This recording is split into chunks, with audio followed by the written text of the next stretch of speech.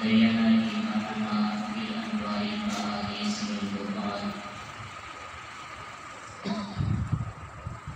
أرسل رسوله بالهدى ودين الحق ليظهره على الدين كله ولو كره المشركون أما بعد صلى الله على النبي الكريم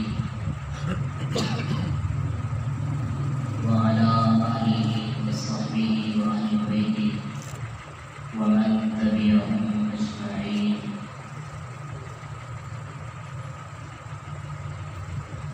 أعوذ بالله من الشيطان الرجيم.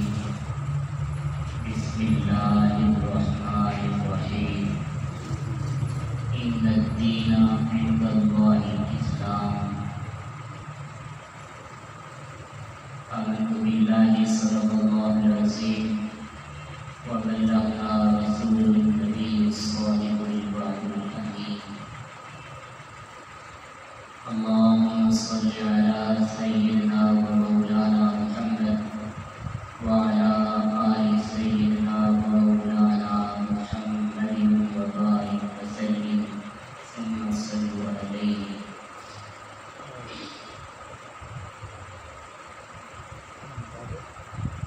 واجب الاحترام بزرگوں، بوڑھات، نوجوان دوستوں اور سماعت فرمانے والی میری اسلامی ماؤں بہنوں، اللہ رب العزت نے ہم جیسے مخلوق الاعمال لوگوں پر کرم نوازی فرما کر ایک مرتبہ پھر اپنی یاد کے لیے اپنے گھر پر حاضر ہونے کی سعادت عطا فرمائی۔ اللہ رب العزت کا احسان عظیم ہے۔ پروردگار اپنی رحمت سے کسی کو قبول کر لے، ورنہ آج کے دور میں انسان اس طرح مصروف ہو گیا ہے کہ اسے اعمال کی توفیق ہونا تو دور کی بات ہے، احساس بھی باقی نہ رہا۔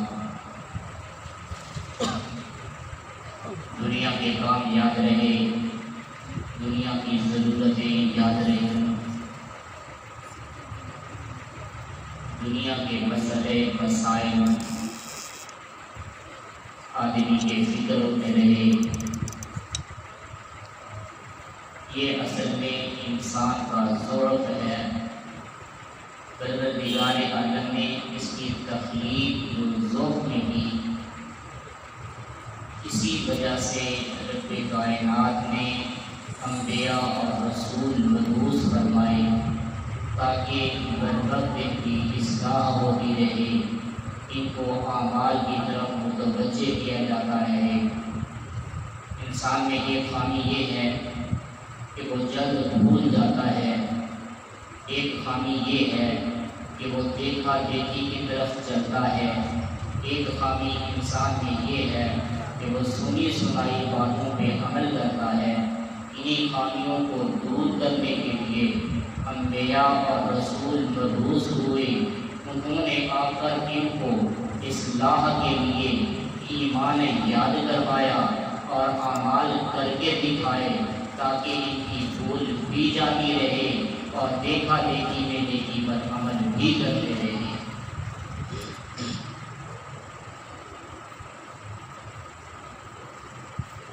اور اعمال کرنے کے لیے علم کی جس طرح ضرورت ہے، اس طرح مجاہدے کی بھی ضرورت ہے۔ مجاہدہ اسلام میں واجب تر مقام رکھتا ہے، اور اسلام ہر حال مسلمان کو قربانی کی طرف راغب کرتا ہے۔ جب انسان مجاہدات کی قربانی سے واقف ہو جائے پھر اس کے لیے شریعت کا کوئی ایک امر بھی مشکل یا محال یا سخت محسوس نہیں ہوتا۔ بڑے سے بڑے عمل پر آدمی کر گزرنے کے لیے تیار ہوتا ہے جب اس کے قلب کا مجاہدہ ہو چکا ہو، جب اس کا قلب قربانی دینے کے لیے تیار ہو چکا ہو۔ تو قربانی کئی قسم کی ہے، لیکن سب سے افضل قربانی اپنے قلب کی ہے کہ آپ کا قلب قربانی دینے کے لیے خود تیار ہو، مجاہدہ کرنے کے لیے خود تیار ہو۔ آپ نے ان دنوں میں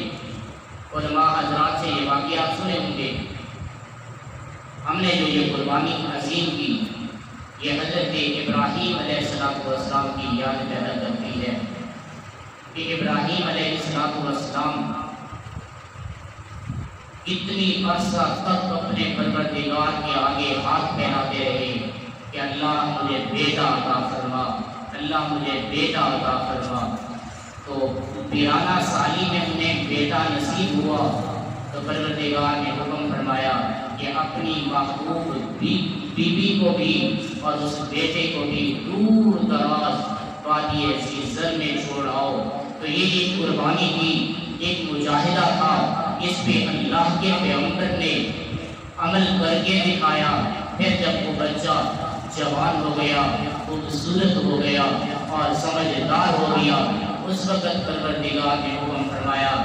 کہ اے میرے بندے تو ایک قربانی کر اور عظیم اور محبوب قربانی کر۔ انہوں نے اونٹ ذبح کیے، لیکن اس کے بعد بھی یہ بات آتی رہی تو انہوں نے سوچا کہ مجھے سب سے زیادہ میرا بیٹا محبوب ہے، کہ اللہ رب العزت اس کی قربانی تو نہیں مانگ رہے۔ انہوں نے اپنے بیٹے سے سوال کیا تو بیٹے نے واضح طور پر کہہ دیا کہ اے میرے ابا جان، آپ کو وہ عمل کر گزرنا چاہیے جس عمل کا حکم پروردگار دے رہے ہیں۔ علامہ اقبال نے فرمایا تھا یہ فیضان نظر تھا یا کہ مکتب کی کرامت تھی، سکھائے کس نے اسماعیل کو آداب فرزندی۔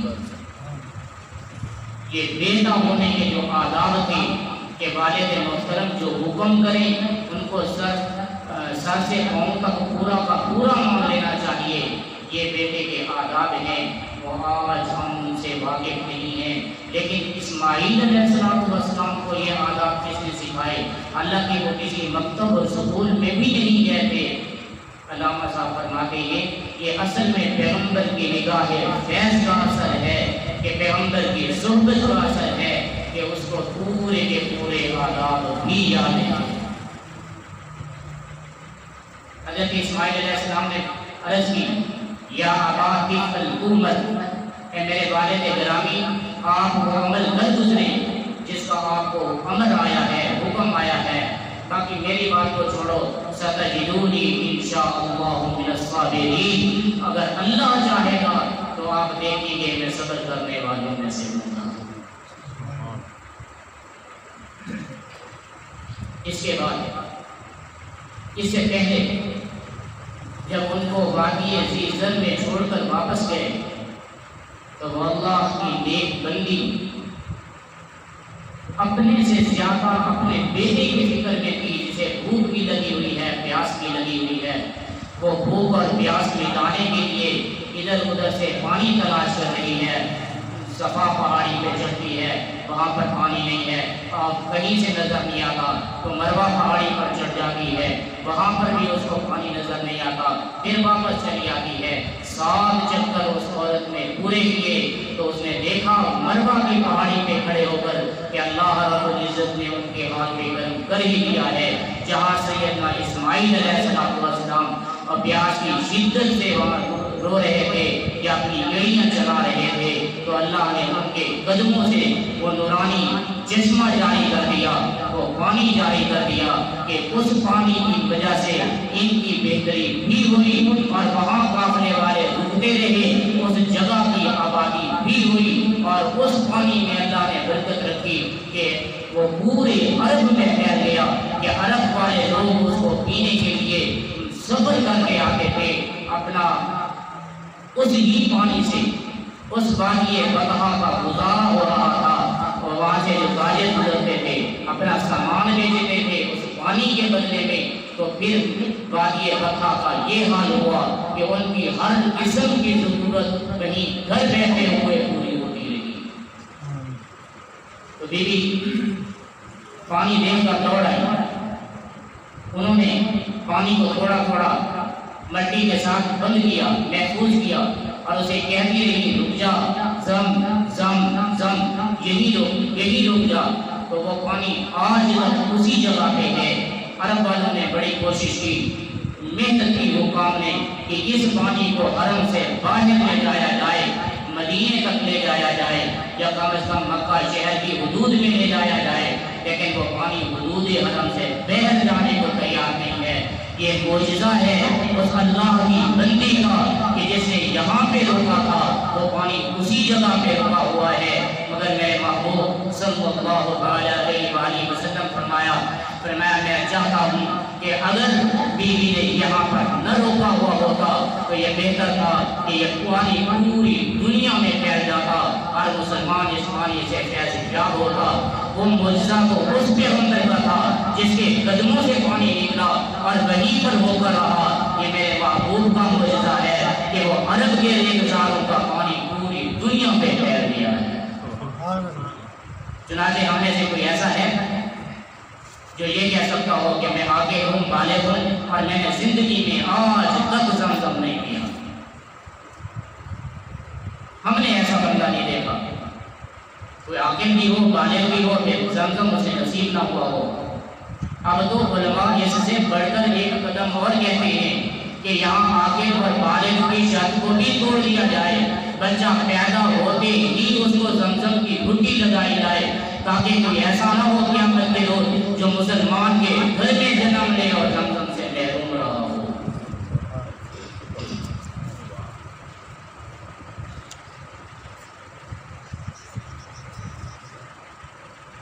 تو قرآن کریم میں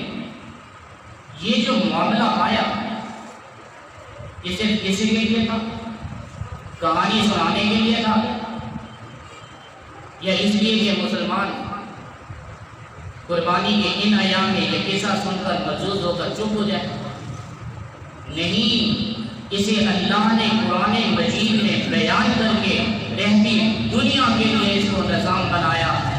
تاکہ دنیا اس واقعے کو سنتی رہے، سمجھتی رہے، اپنے عقائد کی بھی اصلاح کرتی رہے، اپنے اعمال کی بھی اصلاح کرتی رہے۔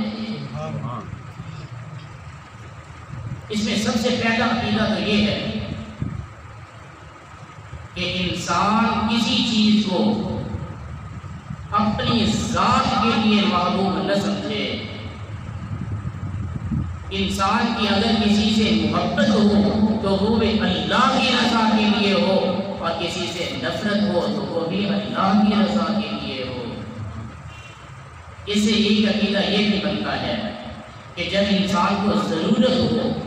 وہ کسی پیر اور پیغمبر کے پاس نہیں بلکہ پروردگار عالم کے پاس آئے اور پروردگار سے اپنی دعائیں کرے، چاہے اسے بیٹے کی ضرورت ہو، شادی کی ضرورت ہو، کاروبار کی ضرورت ہو، دنیا کی ضرورت ہو، یا دین کی ضرورت ہو، یا آخرت کی ضرورت ہو، اسے چاہیے کہ وہ پروردگار کے سامنے سر پر سجود ہو کر مانگتا رہے۔ اور پھر مانگنے میں یہ نہیں ہے کہ 40 نے مانگا پھر پسند ہو گئے یا ہماری دعائیں تو قبول نہیں ہو رہی، لیکن اللہ کے پیغمبر کو دیکھو جنہیں 88 سال کی عمر میں یا 86 سال کی عمر میں بچہ نصیب ہوا، تو اس سے سمجھ جانا چاہیے کہ ہمیں دعا بھی مانگنی چاہیے، پھر اس پر استقامت بھی کرنی چاہیے، اور صبر کا مظاہرہ بھی کرنا چاہیے، اور پروردگار پر یقین بھی رکھنا چاہیے کہ دینے والی ذات وہی ہے، سب کو دینے والا ہے، تو ہم کو بھی دے گا، اور جب چاہے دے،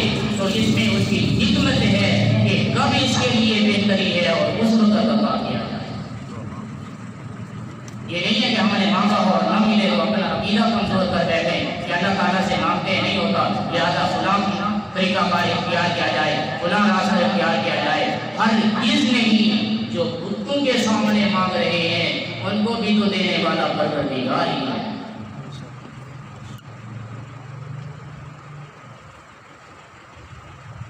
اس میں ایک عقیدہ یہ بھی ہے کہ جب اللہ سے محبت کا دعویٰ ہو جائے، جب اللہ سے محبت کا یقین دل میں آ جائے، جب انسان اللہ سے محبت کو محسوس کرنے لگ جائے، تو پھر وہ اپنے آپ کو کسی چیز کا مالک نہیں سمجھتا، ہر چیز پہ وہ اللہ کا حق سمجھتا ہے، اور جو اللہ کے لیے استعمال کرتا ہے تو وہ اپنے میں سب سے زیادہ اور بہترین اور محبوب ترین چیز ہی لیتا ہے۔ یہ دوسرے لفظوں میں کہوں کہ جس کو اللہ سے محبت ہے کہ وہ اللہ کے نام پر تو بہت کچھ سب سے اعلیٰ اور سب سے بہتر چیز عطا کرے، تو وہ کامل ایمان ہے۔ آپ دیکھ لیں کہ کہیں کوئی اللہ کے لیے مانگ رہا ہو اور ہمارا دل اچھی چیز دینے کے لیے تیار نہ ہو، اور ریڑھی میں سے گندی چیز، دکان میں سے خراب چیز جو بازار میں نہ بکتی ہو، وہی چیز اگر ہم اللہ کے لیے دینے کو تیار ہیں تو یقین کیجیے ہمارے اعمال کی طرح ہمارے ایمان میں کمزوری ہے۔ حضرت جنید بغدادی رحمۃ اللہ علیہ فرماتے ہیں کہ میں بچپن میں غریب آدمی تھا، میں نے ایک مرتبہ کسی نئی سے درخواست کی کہ میرے بال بڑے ہو گئے ہیں، میرے پاس پیسے بھی نہیں ہیں، اللہ کی رضا کے لیے میرے بال کاٹ دے۔ تو وہ فرماتے ہیں انہوں نے جو کام بیٹھا ہوا تھا سین پہ اس کو ہٹا دیا، اس نے کہا جا میں پیسے کے لیے تو سارا شب روز ہی کام کرتا ہوں، آج کوئی اللہ کے لیے آیا ہے تو سب سے پہلے مجھے اس کا کام کرنے دیں۔ حضرت نے وہ بات یاد رکھی، بندے کو بھی یاد رکھا، جب بڑے ہو گئے اور مالدار بھی ہو گئے، پہلوان بھی ہو گئے، اب تو عزت بھی بن گئی، جرت بھی بن گئی، پیسہ بھی بن گیا، ولایت بھی نصیب ہو گئی۔ اب انہیں یاد آیا کہ اس نائی کو تو ملنا چاہیے۔ وہ جب اس نائی کی دکان پر گئے اور جا کر اسے وہ واقعہ یاد دلایا اور فرمایا میں مجھے کچھ تحفہ دینا چاہتا ہوں، تو نائی نے بڑی عجیب بات کی، اس نے کہا جنید ابھی بھی تجھے معرفت الہی نصیب نہیں ہوئی، تمہیں ابھی بھی معلوم نہیں ہوا کہ جو اللہ کے لیے کام کرتے ہیں وہ اللہ سے بدلے کی توقع رکھتے ہیں، کسی بندے سے توقع نہیں رکھتے، نہ کسی بندے سے وہ ہدیہ وصول کرتے ہیں۔ تو اس معاملے میں ایک عقیدہ یہ بھی ہے کہ اللہ والوں کے طرز عمل پہ چلنا ضروری ہے، ورنہ دین کی سمجھ اللہ والوں کے طرز سے، علماء کے حکم سے، علماء کے طرز سے ہٹ کر انسان دین کو سمجھنا چاہے گا تو قطعاً نہیں سمجھ پائے گا۔ سمجھنے کے لیے ان کے طرز عمل کو سمجھنا ضروری ہے۔ دیکھیں وہ تو اس ایک عورت کا عمل تھا، اللہ کے ایک بندی کا عمل تھا، صفا پہ چڑھی ہے، مروہ پہ چڑھی ہے، وہاں سے اتری ہے، ادھر سے چڑھی ہے، ادھر سے اتری ہے، یہ 7 چکر پورے کر رہی ہے۔ معاملہ تو اس عورت پر تھا، اور حق یہ تھا کہ اللہ رب العزت صرف اسی تک محدود کرتے نہیں، اس اللہ کی ایک بندی کا ایک عمل اللہ نے پوری دنیا کے مسلمانوں پہ واجب کر دیا۔ تو اس کی وجہ یہ ہے اللہ رب العزت بتانا چاہتے ہیں میرے ایک بندے میری عبادت کرنے کے لیے اپنے عقل سے کام نہ لو، بلکہ کسی کی تابعداری کرو اور کسی کی تقلید کرو، اور تقلید کو کفر نہ کہو، شرک نہ کہو، بدعت نہ کہو، بلکہ اللہ والوں کے طرز عمل پہ چلو، علماء کے طرز عمل پہ چلو، تو آپ کا عمل کامل بن جائے گا۔ اگر اس سے ہٹ کر چلو گے تو عمل ناقص ہو جائے گا۔ اس واقعے سے ہمیں سبق یہ بھی ملتا ہے کہ اپنی آنکھوں میں حیا پیدا کرو۔ نماز بھی پڑھتے ہیں اور نظر بندی بھی کرتے ہیں، نظر بازی بھی کرتے ہیں، ذکر بھی کرتے ہیں اور بے حیائی بھی کرتے ہیں۔ یہ واقعہ اللہ رب العزت نے قرآن میں بیان کر کے ہمیں درس دیا ہے کہ جس طرح ذکر واجب ہے، جس طرح قرآن و نماز واجب ہے، جس طرح حج و عمرہ واجب ہے، اسی طرح نظر میں حیا پیدا کرنا بھی واجب ہے، ورنہ اس کے بغیر بھی اعمال میں برکت نہیں رہتی۔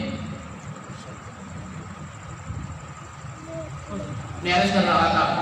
کہ اس اللہ کی بندی نے صفا اور مروہ کے چکر لگائے،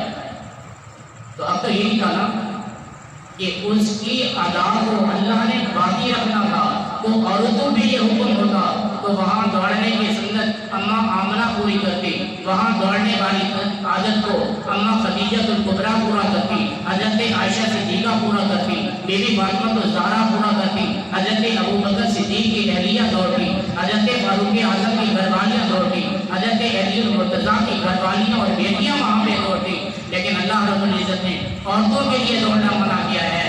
مردوں کو دوڑایا ہے۔ وہ بچہ ہے دوڑے، وہ بڑا ہے تو دوڑے، وہ امیر ہے تو دوڑے، غریب ہے تو دوڑے، وہ فقیر ہے تو دوڑے، وہ بادشاہ ہے تو دوڑے، وہ گناہگار ہے تو دوڑے، وہ ولی اللہ ہے تو بھی دوڑے۔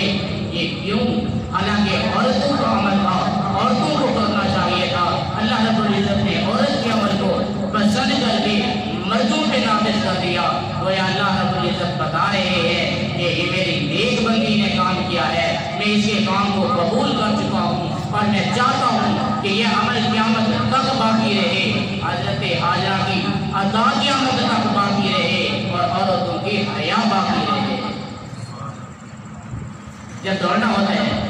تو جسم کسی اور طریقے سے ہوتا ہے، کپڑے ادھر ادھر ہو جاتے ہیں، اللہ رب العزت نہیں چاہتے کہ آپ کی بیوی وہاں سے دوڑ رہی ہو اور کپڑوں سے ننگی ہو رہی ہو، یا اس کا جسم اس طریقے سے بدل رہا ہو کہ دنیا دیکھ کر محسوس ہو رہی ہو۔ اللہ رب العزت چاہتے یہ ہے کہ اس اللہ کی بندی کی ادا بھی باقی رہے اور مردوں میں حیا بھی باقی رہے۔ سبحان اللہ۔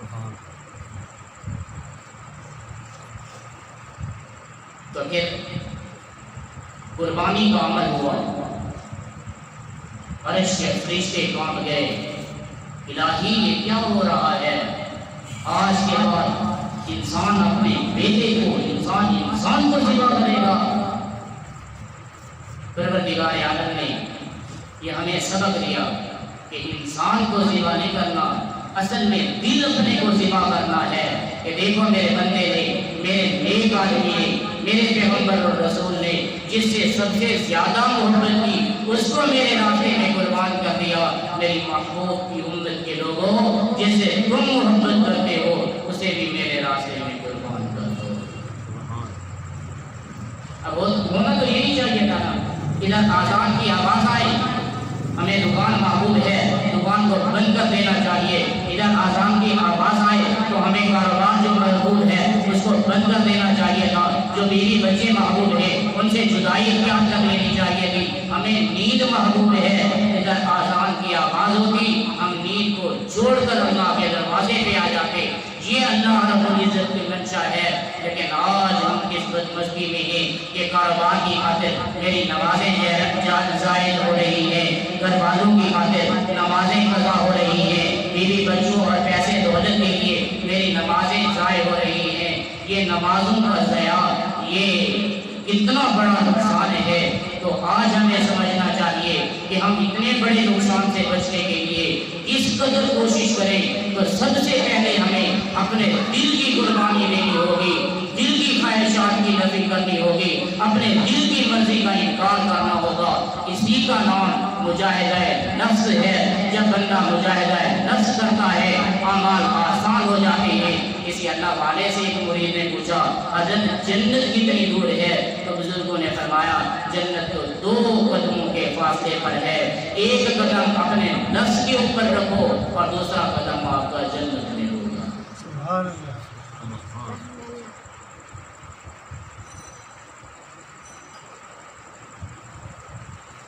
تو یہ واقعہ صرف اس لیے نہیں ہے کہ ہم اس کو سنیں اور ملحوظ ہو کر خوشیاں منائیں، یہ حضرت ابراہیم علیہ السلام کی سنت ہے، ہم قربانی کر رہے ہیں، قربانی کے بال بال پہ ثواب ہے، قربانی کا تنبہ ہمیں پرسرات پر لینے آئے گا۔ صرف اتنی باتیں نہیں ہیں، آگے اور بھی بہت سی باتیں ہیں۔ یہ جو اللہ والے آپ کے ہمارے دلوں پر توجہ فرماتے ہیں، ہاتھ رکھ کے ہمیں ذکر سکھاتے ہیں کہ اس مقام پہ اللہ اللہ کیا کرو، پھر اس کے مجاہدے بتاتے ہیں، اتنی مرتبہ یہ پڑھو، اتنی مرتبہ یہ پڑھو، اتنی مرتبہ یہ پڑھو، اور پرہیزات بتاتے ہیں۔ اصل میں یہ طریقہ کار ہے کہ مجاہدے کے لیے دل کو تیار کیا جائے۔ جب مجاہدہ تیار ہو جاتا ہے، جب دل مجاہدے میں راضی ہو جاتا ہے، جب دل کے اندر نورانیت پک جاتی ہے پھر ہوتا یہ ہے کہ بندہ نیند میں بھی ہو تو اس کا دل اللہ اللہ کرتا ہے،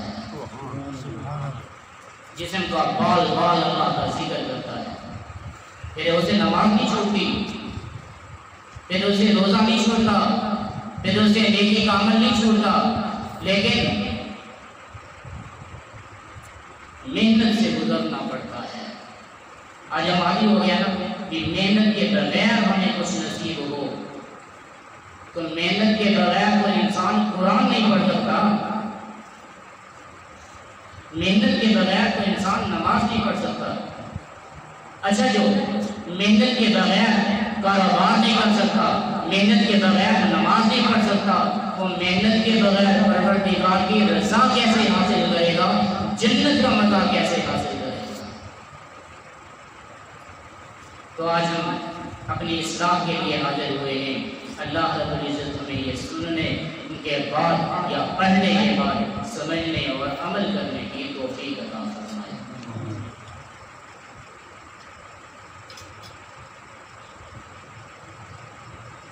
اللہ تعالیٰ ہماری نسبتوں کو محفوظ فرمائے اور ہمارے دل میں وہ غلغلہ اور ذوق پیدا فرمائے کہ ہمیں دنیا سے بڑھ کر پروردگار سے محبت ہو جائے، اور جب ہم پروردگار سے محبت کر پائیں گے تو انشاءاللہ العزیز یہ دنیا کی محبتوں سے ہمیں زیادہ مزہ آئے گا۔ خانہ بھون کے علاقے میں حضرت علامہ اشرف علی تھانوی رحمۃ اللہ علیہ کے قرب و جوار میں ایک بندہ تھا، تو وہ حضرت کے پاس جاتا تھا، ایک بات کہتا تھا اپنی بولی میں، وہ کہتا حضرت جب میں اللہ کا نام لوں ہوں تو میرا منہ میٹھا ہو جاتا ہے، کہتا جب میں اللہ کا نام لیتا ہوں تو میرا منہ مٹھاس سے بھر جاتا ہے، منہ میٹھا ہو جاتا ہے، اللہ کے نام کی لذت ہے وہ نصیب ہوتی ہے۔ تو یہ لذت ہمیں عرفان قوموں میں ملے، انکار کسی چیز کا نہیں ہے، کسی جماعت کا، کسی تنظیم کا، کسی مسلک کا بالکل قطعی انکار نہیں ہے، لیکن سچی بات کہتا ہوں، اگر دین پہ عمل کے فیوزات اور برکات اور انوارات کو یوں ہاتھ کی طرح بالکل واضح دیکھنے ہوں تو تمہیں میدان کارزار میں جہاد کے لیے جانا چاہیے یا پھر مسلح پہ آ کر خانقاہوں میں بیٹھنا چاہیے۔ اس فقیر نے وہ برکات دیکھی ہے جو میدان کارزار میں لوگوں نے دیکھی ہے، ذکر کی برکت سے یہ فضائل ملی ہے۔ تو اللہ تعالیٰ نے ذاکر بنائے، ہمیں عقائد کی اصلاح کی توفیق نصیب فرمائے اور ہمارے صالح کے لیے